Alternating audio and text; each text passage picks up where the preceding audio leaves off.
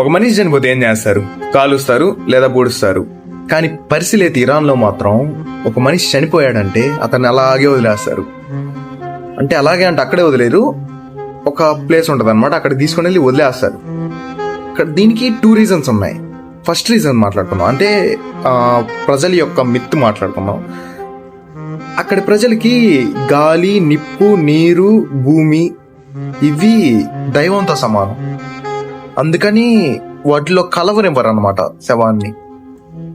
ఇంకా second, science ప్రకారం మాట్లాడదాం. ఈ పరిసలేతి ఇరాన్ అనే ప్రాంతం మొత్తం బండరాయి ప్రాంతం అన్నమాట.